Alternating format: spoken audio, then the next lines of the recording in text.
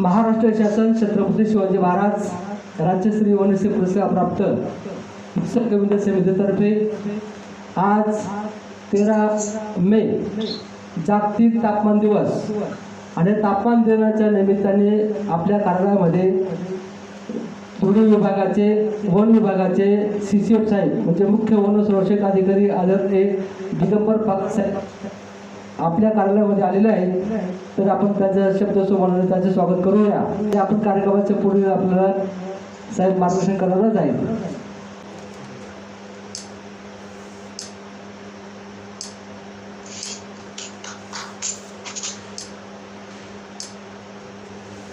नमस्कार मित्रांनो, आज जागतिक तापमान दिवस.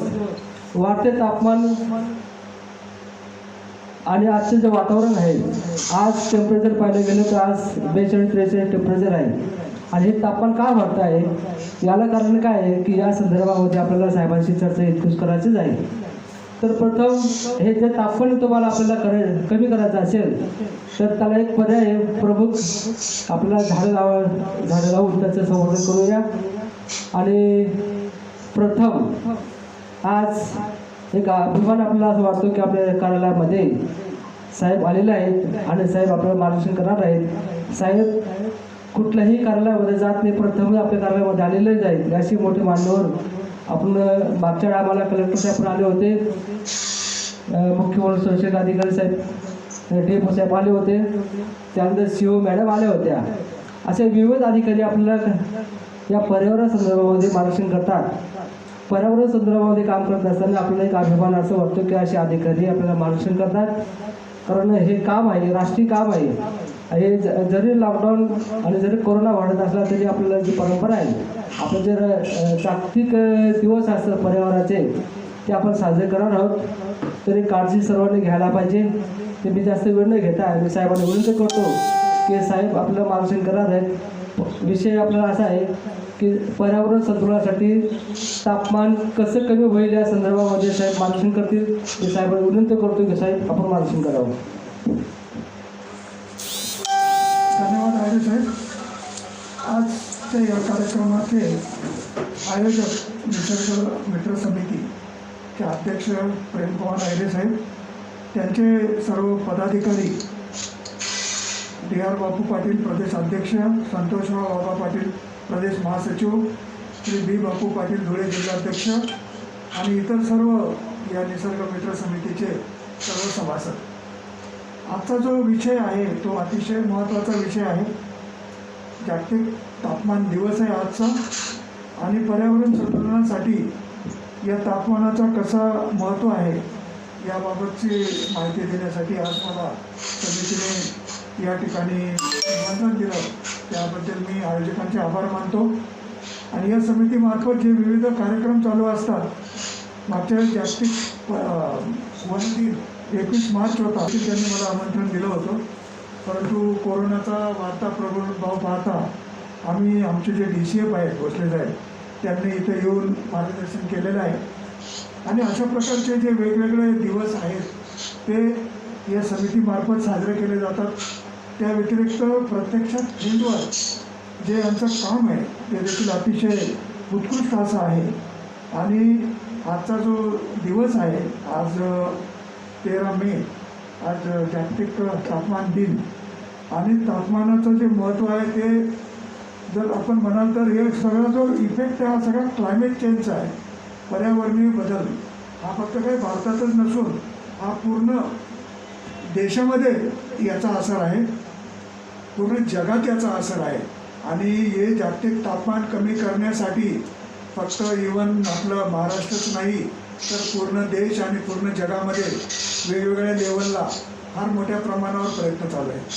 परंतु मित्र, हे तापमान का वाढतं याचा जर प्रामुख्याने आपण विचार केला तर पर्यावरणाचा जो समतोल आहे तो जो ढासळतो आहे ते प्रमुख कारण. त्याला सगळ्यात महत्त्वाचं जर काही कारण असेल तर ती आहे वृक्षतोड. जे काही वनं आहेत आपली ती अतिशय समृद्ध असलेला आपला हा देश, जशी जशी आपली लोकसंख्या वाढत गेली त्यानुसार आपल्या गरजा वाढत गेल्या. आणि त्या गरजा वाढल्यामुळे आपण जे काही नैसर्गिक जंगलं होती त्यामध्ये आपला जो बायोटिक इंटरफेस आहे, जो लोकांचा जो त्याच्यामध्ये जो हस्तक्षेप आहे तो वाढत गेला आणि तो वाढत गेल्यामुळे आपली जंगलं जी आहे ती कमी होत गेली. निसर्गाचा जर समतोल राखायचा असेल तर 33% भूभाग जो आहे तो वृक्षाने व्यापलेला पाहिजे. पण तसा जर विचार केला तर आपण आता भारतामध्ये एक 22% फक्त वनाखाली क्षेत्र आहे आणि महाराष्ट्र म्हणाल तर फक्त 20% आहे. आणि जर आपल्याला हे 33% करायचं असेल तर सगळ्यात महत्त्वाचा भाग जो आहे तो आपल्याला वृक्षारोपण वाढवणं जरुरी आहे. आणि पर्यावरणाचं संतुलनसाठी जे तापमान आहे त्याचा जो असर होतो आहे मित्रो, या टेम्परेचर वाढल्यामुळे पाण्याची जी कमतरता झाली आहे पूर्ण देशामध्ये आणि जगामध्ये, त्याचा जर विचार केला तर फार मोठं उदाहरण तुम्हाला देता येईल की पूर्ण देशात दिल्ली, हैदराबाद आणि चेन्नई अशी ही मेट्रोपॉलिटन सिटीजमध्ये पिण्याच्या पाण्याची कमतरता मागील काळामध्ये भासलेली आहे. आणि अक्षरशः चेन्नईसारख्या शहरामध्ये आपल्याला रेल्वेने पाणी आणावं लागलेलं आहे. त्याचप्रमाणे फार लांब न जाता तुम्ही जर लातूरसारखं एक्झाम्पल घेतलं तर मागील 2 ते 3 वर्षापूर्वी लातूरला देखील आपल्याला सांगलीहून रेल्वेने पाणी आणावं लागलं होतं. मित्र, हा सगळा जर विचार केला तर आपल्या महाराष्ट्रामधली अशी कितीतरी शहरं आहेत की जिथं पिण्याचं पाणी 8 दिवसांनी एकदा येतं, कुठे 4 दिवसांनी येतं. जर समजा आजच आपल्याला ही समस्या असेल तर आपल्या देशाचं वाढणारी जी लोकसंख्या आहे तर त्यांना भविष्यात पाणी कसं उपलब्ध होईल. आणि पाणी जर कमी झालं तर निश्चितपणे तापमान वाढणार आहे. आणि याच्यावर मग पाणी संपल्यानंतर आपल्याला अक्षरशः त्याच्यासाठी काय काय करावं लागलं. त्यासाठी शासनाने एक जलयुक्त शिवार असा चांगला महत्त्वाचा कार्यक्रम मागील 5 वर्षात घेतला. आणि निश्चितपणे सर्व गावांमध्ये जरी नसेल तरी जास्तीत जास्त गावांमध्ये पाण्याच्या पातळीत वाढ झालेली आहे. आणि सगळ्यात महत्त्वाचा जर भाग असेल तर लोकांनी पाण्याची जी दुर्भिक्षता आहे, मागे जो 4-5 वर्ष दुष्काळ पडला ते सर्व पाहून एक श्रमदानाचा जो कन्सेप्ट आहे तो आला. लोक अक्षरशः पहाटे रात्री त्यांच्या गावामध्ये CCT काय, लूज बोल्डर काय, माती नाला बांध काय, हे सर्व त्यांनी स्वतः जाऊन, अगदी श्रीमंत घरातला माणूस असेल किंवा स्त्री असेल त्यांनी देखील जाऊन श्रमदान केलं आणि त्या ठिकाणी CCT खोदण्यामध्ये, माती नाला बांध करण्यामध्ये त्यांनी सहभाग घेतला. आणि मित्र, बघा की आपण जर समजा चांगले प्रयत्न केले, लोक सहभाग घेतला तर त्याचा असर होऊन मागील 2 वर्षामध्ये अतिशय पाऊस चांगला पडलेला आहे. म्हणजे तुम्ही जर चांगलं काम केलं तर निश्चितपणे निसर्ग देखील तुम्हाला साथ देतो. याचं बेस्ट एक्झाम्पल म्हणजे आपल्या महाराष्ट्र राज्यातलं जलयुक्त शिवार कार्यक्रम, त्याचप्रमाणे जलमृदू संधारणाची कामे आणि सगळ्यात महत्त्वाचा भाग म्हणजे लोकसहभाग. जोपर्यंत लोकांचा सहभाग मिळत नाही तोपर्यंत कुठलीही शासकीय योजना यशस्वी होऊ शकत नाही. याचं बेस्ट एक्झाम्पल जे आहे ते जलयुक्त शिवार आहे.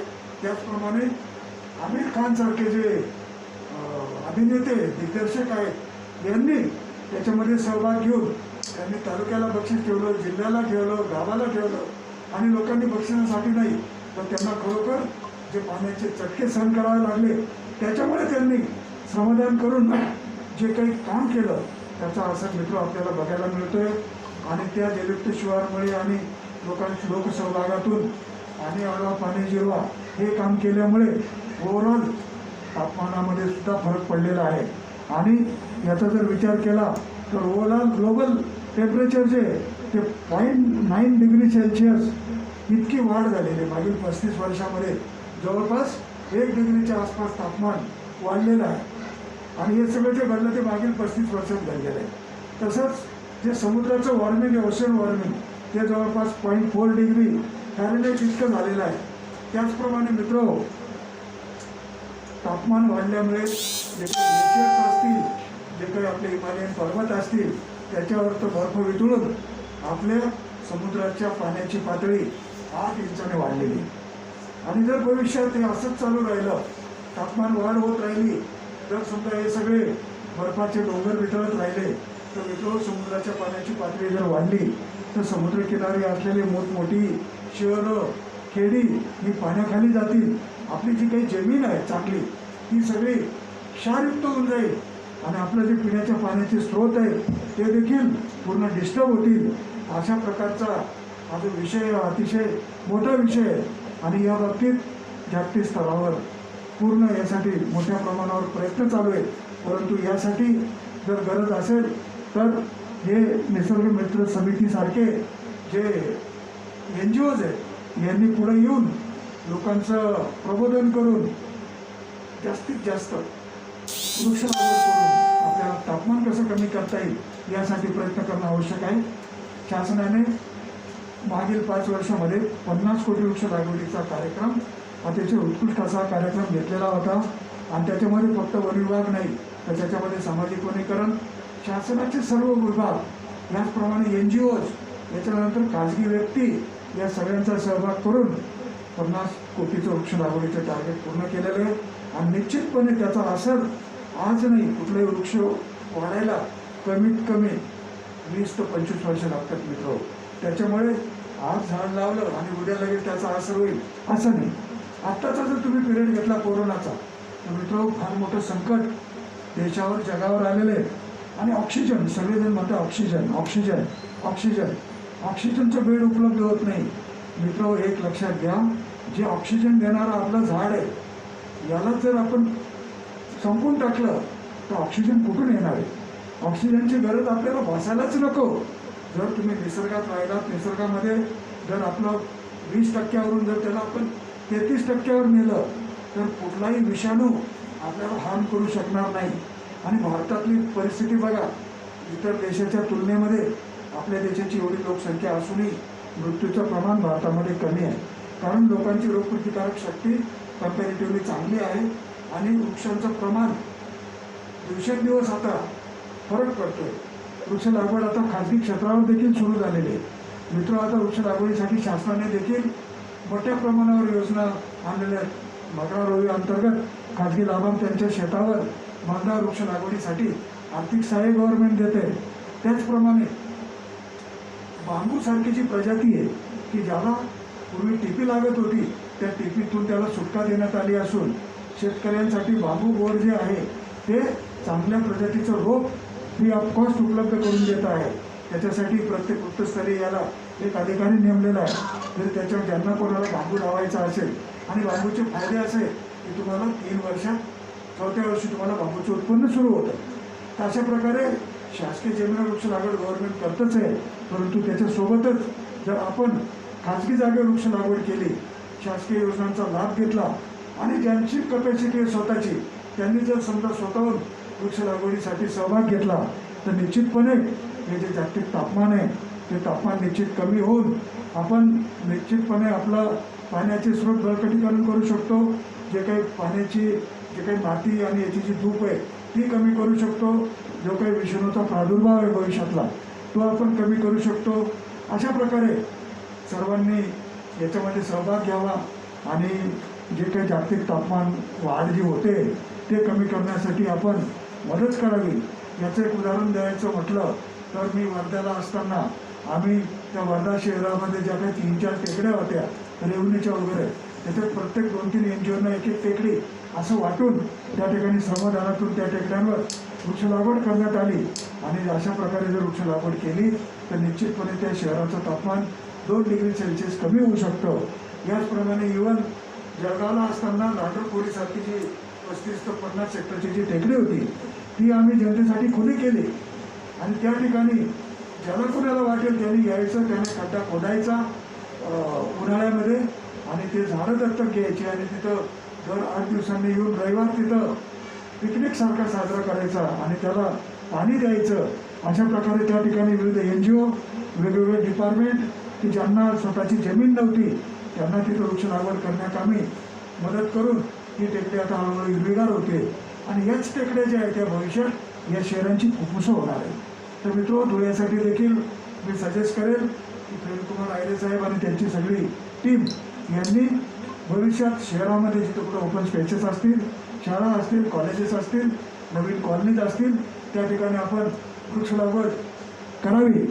आणि याच्यासाठी जे काही वृक्ष लागतील ते निश्चितपणे आम्ही वन विभागामार्फत आपल्याला सवलतीच्या दराने आणि जिथं कुठे शक्य असेल तिथं जर नियमानुसार जर शासनाने सवलत दिली मागील 50 कोटीसारखी, तर निश्चितपणे आपण फ्री ऑफ कॉस्ट देखील देण्याचा विचार करू. पण आपण अशा प्रकारच्या जागा निवडून श्रमदानातून आपण त्याच्यामध्ये खड्डे खोदून वृक्ष लागवडीला सुरुवात करूया. आणि धुळे शहराचं जे तापमान आहे ते देखील 2 डिग्री सेल्सिअस कसं कमी करता येईल याच्यासाठी देखील आपण प्रयत्न करूया. या व्यतिरिक्त आपण यावर्षी पूर्ण सर्कलमध्ये 30 लाख रोपं आपण यावर्षी लावतो आहे. आणि शासनाने यावर्षी सगळ्यात महत्त्वाचं जे आहे ते कुरण विकासावर भर दिलेला आहे. कारण आपल्याकडे नुसतं जंगलं किंवा मोठी झाडं लावूनच नाही, तर जी काही वन्यजीव आहे याचं प्रमाण अतिशय मोठ्या प्रमाणावर आहे. मानव वन्यजीव संघर्ष फार मोठ्या प्रमाणावर आहे. आणि मित्रहो, हे प्राणी जे आहे ते उन्हाळ्यामध्ये जंगलात पाणी मिळत नाही म्हणून गावाकडे येतात. त्यासाठी मोठ्या प्रमाणावर आपण कृत्रिम पाणवठे, सिमेंटचे पाणवठे तयार केलेले, त्याच्यामध्ये देखील आपण उन्हाळ्यामध्ये पाणी टाकून त्या ठिकाणी वन्य प्राणी जे आहे ते जंगलातच राहतील, ते बाहेर येऊ नये याच्यासाठी प्रयत्न आपण केलेले आहेत. इवन आता नळींच्या कुरणात देखील जे पाणवठे, जिथं आपण परवा सोलर पंप सुरू केला आहे त्या माध्यमातून तिथं पाणी उपलब्ध झालेले आणि तेच पाणी आपण नळींच्या सर्व पाणवठ्यांवर पुरवतो आहे. पण मित्र, एवढं करून फायदा नाही. तर दिवसेंदिवस जे काही डिग्रेडेशन चालू आहे, अवैध चराई चालू आहे, त्याच्यामुळे जे काही वन्य प्राण्यांचं खाद्य गवत ते कमी होतं आहे. म्हणून महाराष्ट्र शासनाने कॅम्पा या योजनेअंतर्गत मोठ्या प्रमाणावर कुरण वन विकासाची योजना सुरू केलेली. आणि या कुरण वन विकासामध्ये आपण प्रति हेक्टरी 5,000 रनिंग मीटर विशेप चारी खोदून त्याच्यावर आपण प्रति रनिंग मीटर एक पिशवीतलं बांबूचं रोप, नुसतं बी फेकायचं नाही, तर पिशवीमध्ये पहिले नर्सरीत बांबूचं रोप तयार करायचं आणि ते 1-1 मीटरवर ते झाड लावायचं, की जेणेकरून पूर्ण तयार होतील. आणि जे काही आपलं वाईल्ड लाईफ आहे ते जंगलातून बाहेर जाणार नाही, त्याला त्याचं खाद्य आणि पाणी जंगलातच उपलब्ध होईल आणि त्याच्यामुळे शेतकऱ्यांच्या पिकांचं जे नुकसान होतं ते कमी होईल. हा उद्देश समोर ठेवून त्याचप्रमाणे त्या गावातल्या लोकांना त्यांच्या जनावरांसाठी फ्री ऑफ कॉस्ट त्यांना फॉडर उपलब्ध करून देऊ आणि जेणेकरून त्याच्यामुळे शेतकऱ्यांचं उत्पन्न वाढेल, त्यांच्याकडे जे काही जनावरं आहेत त्यांचे दुधाचं उत्पन्न वाढेल. हा देखील त्याच्या मागचा उद्देश आहे. तर शेतकऱ्यांसाठी वृक्ष लागवड, जलयुक्त शिवार अभियान, फॉडरचं प्लांटेशन हे सगळं केल्यानंतर जे काही पाणी आलेल आणि जिरेल त्याच्यामुळे शेतकऱ्यांच्या ज्या काही विहिरी आहेत त्याच्यामध्ये पाणी वाढेल आणि पाणी वाढल्यानंतर त्याचं उत्पन्नामध्ये वाढ होईल मित्र. आणि उत्पन्नामध्ये जर वाढ झाली तर बिचाऱ्या शेतकऱ्यांना जे काही दुष्काळ 2-3 वर्षांनी भोगावा लागतो किंवा अतिवृष्टी, हा सगळा बदल, हा तापमानामध्ये जो बदल आहे, जो काही क्लायमेट चेंज आहे याचा असर आहे. त्याच्यामुळे तुम्ही इतक्यात बघितलं असेल की पूर्ण राज्यामध्ये पाऊस नसताना अतिवृष्टी होते, वादळ येतं, अतिशय दुष्काळ पडतो, पाण्याची कमी होते. हे सगळे जे फॅक्टर आहेत हे सगळे पर्यावरणामध्ये जे काही बदल होत आहेत आणि हे सर्व बदल होण्याची जी कारणं आहेत हा निसर्गाचा असमतोल आहे. आणि हा समतोल जर राखायचा असेल तर याच्यासाठी वृक्ष लागवड करणे याच्याशिवाय दुसरा पर्याय नाही.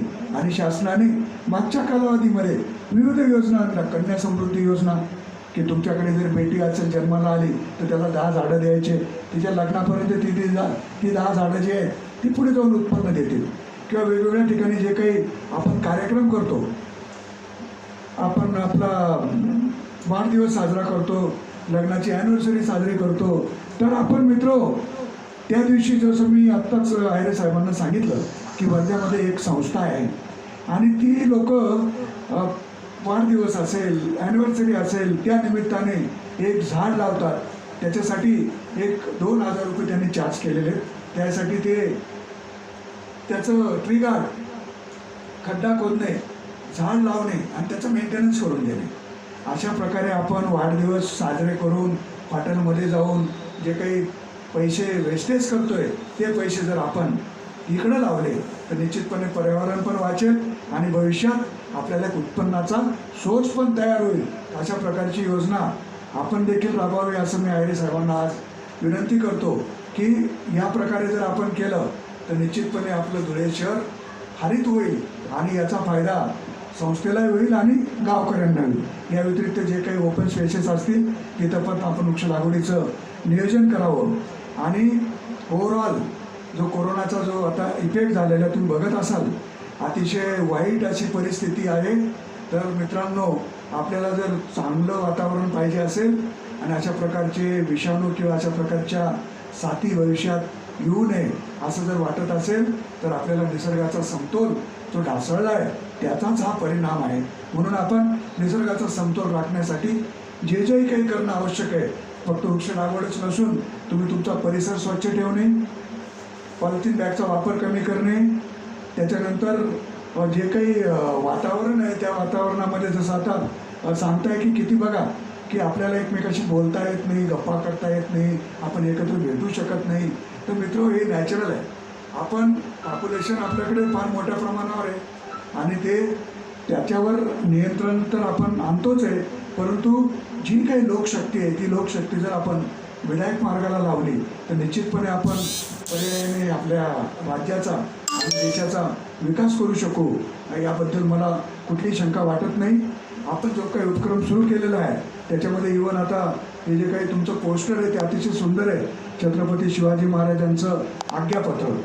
बघा, महाराजांनी आपल्याला त्यावेळेस तर किती मोठं फॉरेस्ट होतं, परंतु त्यांनी लिहिलेलं की आराखात तक्ते सोड डोलाच्या काट्या आधी करून 2 लाकूड असावे लागते.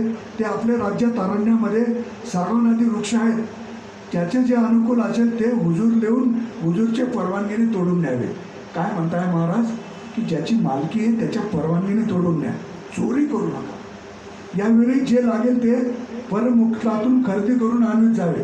त्यांची लॉंग साईड बघा, त्यावेळेस काय आपण परदेशातून लाकड आणत नव्हतो, परंतु आज मित्र आपल्याकडे जे वनांचं प्रमाण कमी झालेलं आहे त्याच्यामुळे आपल्याला लागणारं जे काही लाकूड आहे ते आपल्याला आता परराज्यातून आपण परदेशातून आपण आता आणतोय. परमुल्कातून म्हणजे परराज्यातून. स्वराज्यातील आंबे फणस आदी करून हे लाकडं आलमाराची प्रयोजनाची, परंतु त्यास हात लावू न द्यावा. थोडक्यात त्यांनी म्हटलं की जी फळझाड आहे त्याला हात लावू नका. सर्रास तुम्ही बघत असाल की लोक आंब्याचं झाड तोडताय, चिंचेचं झाड तोडताय. मित्र, खूप काही पैसे मिळत नाही. आता तर शासन अशी योजना आणणार आहे की साधारणतः 100-120 वरच्या गोल्याचं झाड जर राखलं तर गोंदिया जिल्ह्यामध्ये एक अभिमन्यू काळे नावाचे जिल्हाधिकारी होते, ते आमचे बॅचमेटच होते. त्यांनी ही योजना गोंदियाला आणली होती. मी तेव्हा वर्ध्याला होतो की जर 100-120-150 गोल्याचं झाड त्या व्यक्तीने जर राखलं तर त्याला वर्षाला 1000 ते 2000 रुपये द्यायचे. तर अशा प्रकारची योजना महाराष्ट्र शासन विचार करत आहे. अशा प्रकारची जर योजना आली तर निश्चितपणे जे शेतकऱ्यांना अडचण येते आणि त्याच्यामध्ये ते कमी पैशात ते झाड विकून टाकतात ते विकणार नाही आणि त्या मोबदल्यात त्यांना आर्थिक फायदा पण होईल आणि त्या निमित्ताने ही जी फळझाडं आहेत ती आपली वाचतील. काय म्हणून काय झाडे 1-2 वर्षांनी होतात ऐसे नाही. रयतेने ही झाडे लावून लेकरासारखी बहुत काळ जतून करून वाढवली. झाडं ही 2 वर्षांनी वाढत नाहीत. ही झाडं पूर्वापार आपल्या वाडवडिलांनी आपल्या लहान मुलांना जसं जोपासतात तशी जोपासलेली आहे. ती झाडे तोडल्यावरही त्यांचे दुःखाच पारावार काय. आणि अशी जर झाडं तोडली तर त्याचं किती दुःख होईल याला पारावार राहणार नाही. एकाच दुःख देऊन जे कार्य करीन म्हणेल ते कार्य करण्यासही कायचं बुडीन नाहीसे होते. असं जो कोणी दुःख देऊन काम करेल त्याला कधीही सुख लाभणार नाही. किंबहुना धनाचेच पदरी प्रजापिढ्याचा दोष पडतो. या वृक्षांच्या अभावी हानी होते. याकरता ही गोष्ट सर्वथा होऊन द्यावी. म्हणजे तुम्ही कुठल्याही प्रकारे अवैध वृक्षतोड होणार नाही, फळझाडं तोडली जाणार नाहीत. जी आवश्यक आहे तेवढीच झाडं तोडावी, ती धनाच्या परवानगीने तोडावी. असं हे सर्व महाराजांनी त्यावेळेस लिहून ठेवलेले. कदाचित एखादे झाड जे बहुत जीर्ण होऊन कामातून गेले असेल तरी त्याचे धन्यास राजी करून द्रव्य देऊन त्याच्यात संतुष्ट नाही. म्हणजे थोडक्यात डेड डाईंग डिसीज जे आमच्या वर्किंग प्लॅनमध्ये लिहिलेले ते महाराजांनी त्यावेळेस सांगून ठेवलेले की जे झाड खूप जुनं झालं असेल ते तुम्ही जरूर तोडून न्या, परंतु मालकाच्या परवानगीने. बलात्कार सर्वथा न करावा. अतिशय महत्त्वाचं शेवटचं वाक्य आहे. कुठल्याही प्रकारे बलात्काराचा अर्थ म्हणजे अतिरेक करू नये. आणि मित्र, तुम्ही जर आजची परिस्थिती बघितली तर प्रत्येकजण स्वार्थासाठी वृक्षतोड करतोय, अतिक्रमण करतोय, शिकार करतोय, वनाला आग लावते. तर अशा प्रकारे जर आपण वागत राहिलो तर तापमान आपण कसं कमी करू शकू आणि याचं सगळं राखायचं असेल तर आपण जो कोणी अशा प्रकारे वृक्षतोड करत असेल, अतिक्रमण करत असेल, अवैध शिकार करत असेल, वनवनवा लावत असेल, मित्र तात्काळ तुम्ही आम्हाला 1926 या टोल फ्री क्रमांकावर तात्काळ फोन करा. तो फोन केल्यानंतर ती माहिती आमच्या उपवन संरक्षक यांच्याकडे ताबडतोब प्राप्त होते आणि आम्ही त्याचं कॉग्निजन्स आम्हाला 24 तासात घेणं भाग आहे. अशा प्रकारचा टोल फ्री क्रमांक वन विभागासाठी महाराष्ट्र राज्याने दिलेला आहे. तर आपल्याला जर जंगलं सांभाळायची असतील तर नुसतं वृक्ष लागवडीमध्ये सहभाग असं नाही, तर आपण आपल्याला डोळे दिलेले आहेत. आपण ज्या भागात राहत असाल तिथून आपल्याला जर अशा प्रकारच्या अवैधरित्या कोणी चोरी करत असेल, अतिक्रमण करत असेल, शिकार करत असेल किंवा वनवनवा लावत असेल तर त्याबाबतची माहिती आपण तात्काळ वन विभागाला द्यावी, जेणेकरून त्यावर आपल्याला तात्काळ नियंत्रण ठेवता येईल आणि गुन्हे जे आहेत ते होणार नाही. त्याच्यासाठी सजग असा आमचा समाज तयार झाला पाहिजे. निसर्ग मित्र समितीसारखे अशासकीय संस्था मोठ्या प्रमाणावर तयार झाल्या पाहिजे आणि त्यांनी सर्व शासकीय विभागांना जर मदत केली तर निश्चितपणे आपण या राज्याचा विकास करू शकू. आणि जे काही जागतिक जे तापमान वाढत आहे, जे काही क्लायमेट चेंज म्हणतो आपण, मोठा शब्द, क्लायमेट चेंजमध्ये सगळंच आलं, तापमानापासून, पाणीपासून, हवापासून सगळं आलं. परंतु मित्र याचा सगळा असर हा डायरेक्टली पिकांवर, जंगलांवर होतो आहे. आणि जर अवेळी पाऊस पडला, अति पाऊस पडला, दुष्काळ पडला तर आपला क्रॉपिंग पॅटर्न जो आहे तो डिस्टर्ब होतो आहे. शेतकऱ्यांना जेव्हा त्याच्या हातात पीक येतं आणि पाऊस पडतो, गारा पडतात, तर त्याला बिचाराला आत्महत्येसारखं पाऊल उचलावं लागतं. हे सगळं जर आपल्याला रोखायचं असेल तर आपल्याला पर्यावरणाचा समतोल राखावा लागेल. आणि तो समतोल राखणं जे आहे ते इतकं सोपं नाही की जसं आपण नुसतं भाषण दिलं, कारण हे एका दिवसाचं काम नाही, हे कंटिन्युअस करणारं काम आहे. तरी सर्वांनी या कोरोना महामारीमध्ये जो आपण एक धडा घेतला असेल की आपलं काही नाही, आपण काही घेऊन आलेलो नाही, काही घेऊन जाणार नाही आहे, पण आपण जर आपला जे काही काम आहे, जे काही आपलं कर्तव्य आहे ते जर आपण सत्मार्गी लावू शकलो तर आपण निश्चितपणे या कोरोनावर मात करू. आणि जो काही आपल्याकडे वेळ आहे तो वेळ आपण चांगल्या कामासाठी लावा.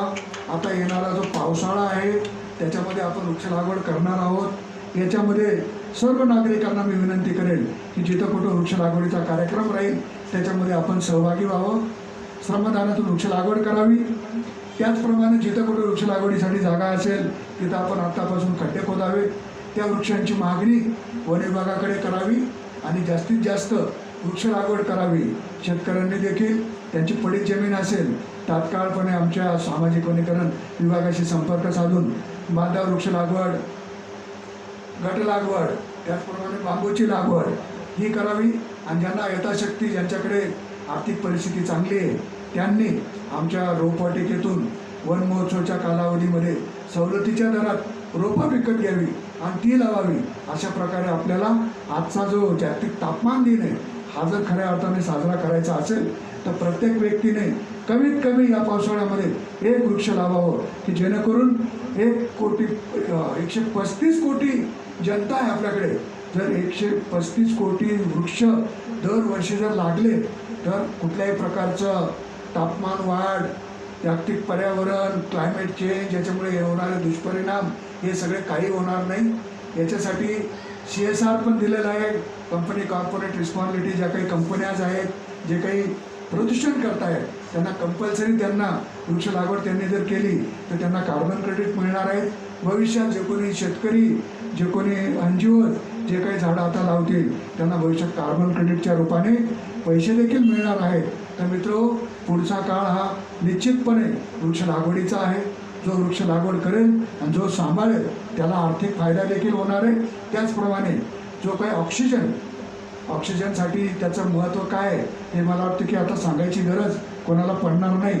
ऑक्सिजन कमी पडतं, ऑक्सिजनचे प्लॅन्ट उभारावे लागत आहेत. मित्रो, आपण नैसर्गिक प्लॅन्ट उभारूया. आपण पिंपळ, वड, उंबर, नीम असे जास्तीत जास्त ऑक्सिजन देणारे भारतीय प्रजातीची लागवड करूया. अशा प्रकारे हे जर वृक्ष आपण लावले तर त्याच्यापासून एक वडाचं जर झाड लावलं तर ते एक पाझर तलाव इतकं पाणी साठवून ठेवतं. त्याचप्रमाणे हे वृक्ष जर लावले तर बाकी तुमचे 50 झाडं एका बाजूला आणि एक पिंपळ आणि एक वड एका बाजूला एवढ्या मोठ्या प्रमाणावर ऑक्सिजन देतं. आणि मित्र वर्षभर ही झाडं हिरवी राहतात. हे आपल्याला सावली देतात, ऑक्सिजन देतात, जो काही कार्बन डायऑक्साईड आहे तो शोषून घेतात आणि अशा प्रकारे आपल्याला आपलं जे आरोग्य आहे ते स्वस्थ ठेवण्यामध्ये झाडांचा फार मोठा रोल आहे. आपल्याला जे काही पाणी मिळतं ते वृक्षापासूनच मिळतं. मित्र जे काही पक्षी आहेत, जे वन्य प्राणी आहेत, हे आपल्या निसर्गाचा समतोल राखून ठेवत आहेत. त्याच्यामुळे वाघ हा अन्न साखळीतला सर्वोच्च स्थानावर आहे. आणि आपण फार आनंदाची गोष्ट आहे की आपल्या खानदेशामध्ये जळगाव जिल्ह्यामध्ये वाघ आहे आणि तो म्हणजे मुक्ताईनगर तालुका आणि मुक्ताई भवानी कॉन्झर्वेशन रिझर्व, जिथं 7 वाघ आहेत आणि 3 ते 4 कव आहेत. तर मित्र भविष्यात ती सँक्चुरी तयार होणार आहे. त्याचप्रमाणे आम्ही कॉरिडॉर पण डेव्हलप करतोय. आम्ही मेळघाट ते अनिल डॅम असा एक कॉरिडॉरचा प्रस्ताव पण आम्ही तयार करतोय. त्याचप्रमाणे मित्र या 3 जिल्ह्यामध्ये 2 कॉन्झर्वेशन रिझर्व आहेत, 2 सँक्चुरीज आहेत. या व्यतिरिक्त आम्ही पश्चिम घाटामध्ये माननीय मुख्यमंत्री उद्धवजी ठाकरे साहेब यांच्या पुढाकाराने 8 कॉन्झर्वेशन रिझर्व वेस्टर्न घाटमध्ये तयार झालेले आहेत आणि त्यांनी पूर्ण वेस्टर्न घाट जो आहे तो कॉन्झर्वेशन रिझर्वमध्ये कन्वर्ट करून वन्य प्राण्यांसाठी एक कॉरिडॉर तयार करायचा त्यांनी जो एक महत्त्वाकांक्षी प्रकल्प हाती घेतलेले आहेत. त्या अंतर्गत आपण पिंपळनेरमध्ये चिवटीबारी, कोंडाईबारीमध्ये एक कॉन्झर्वेशन रिझर्व, तिकडे नवापूरमध्ये एक कॉन्झर्वेशन रिझर्व, चिंचपाड्यामध्ये एक कॉन्झर्वेशन रिझर्व, असे 4 कॉन्झर्वेशन रिझर्वचा प्रस्ताव आम्ही तयार केलेला आहे. ते 4 कॉन्झर्वेशन रिझर्व, हे 2 कॉन्झर्वेशन रिझर्व म्हणजे तोरणमाळ आणि मुक्ताई भवानी, असे 6 कॉन्झर्वेशन रिझर्व, 2 सँक्चुरीज, एक यावल अभयारण्य, एक आपली अटलामघाट अभयारण्य. अशा प्रकारे आपण हे जे काही प्रोटेक्टेड एरियाज आहेत ते जास्तीत जास्त तयार करून आपल्याला वन्यजीवांचं पण संवर्धन करायचं आहे. आणि जेवढं काही आपलं वन आणि वन्यजीव हे जेवढं काही आपले वाढतील तेवढा आपला पर्यावरणाचा जो समतोल आहे तो राखण्यामध्ये मदत होईल. आणि या कामी आपण सर्व वन निसर्ग मित्र समितीचे सदस्य, पर्यावरण प्रेमी, वेगवेगळ्या अशासकीय संस्थेचे सभासद, वेगवेगळे नागरिक या सर्वांनी या कामी मदत करून हा जो जागतिक तापमान दिन आहे हा आपण अशा प्रकारे नुसतं भाषण ऐकून न घेता याचं कृतीमध्ये आणून या पावसाळ्यामध्ये आपण याचं काहीतरी रिझल्ट दिसेल हे आपण या ठिकाणी सगळ्यांकडून मी आश्वासन देतो की आपण सर्वजण या कामी मदत कराल. आणि सुमोठो स्वतः होऊन, आपल्याला कोणाला सांगायची गरज नाही की हे आपलं कामच आहे. असं आपण झाड लावतो म्हणजे कोणावर उपकार करतो असं नाही. आपण जन्माला येईपासून तर शेवटीपर्यंत लाकूड लागतो. मित्रांनो, काही ठिकाणी इतकी वाईट परिस्थिती आहे कोरोनाच्या काळात की मृत आत्म्यास जाळण्यासाठी देखील लाकूड नाही. अशी भयानक परिस्थिती आपल्यावर येऊ नये. आता काल परवाची न्यूज वाचली की गंगेमध्ये काही प्रेत मिळाली की जाळायला सुद्धा त्या लोकांकडे पैसे नाहीत म्हणून ती प्रेत नदीमध्ये प्रवाहित केली गेली. खरं खोटं माहीत नाही, पण जे काही न्यूजमध्ये ऐकलं, काही म्हणतात की खोटी न्यूज आहे, ही 5 वर्षापूर्वीची न्यूज आहे, काही असो मित्रांनो. परंतु आपल्याला हा काळ येणारा अतिशय वाईट आहे आणि त्या काळावर जर मात करायची असेल तर आपण जी काही आता या ठिकाणी मी जी काही थोडी माहिती होती माझ्याकडे ती आपल्याशी शेअर केली. या व्यतिरिक्त देखील भरपूर मोठ्या प्रमाणावर माहिती नेटवर अवेलेबल आहे. मी आज जेव्हा या विषयावर नेटवर माहिती काढायचा प्रयत्न केला तर ह्यूज माहिती मला मिळाली. इतकी माहिती मिळाली की त्या सगळ्या याचं मी तुमच्याशी जे काही बोललो ते नटशेलमध्ये मी बोललो की हे सगळं वाचून सांगणं थेरॉटिकल हे तर सगळ्यांना माहीतच आहे. प्रत्येकजण सगळ्यांनाच आता नेट वरती आहेत सगळे, परंतु नुसतं वाचून फायदा नाही. तर त्याचं प्रॅक्टिकलमध्ये कन्वर्ट केलं पाहिजे.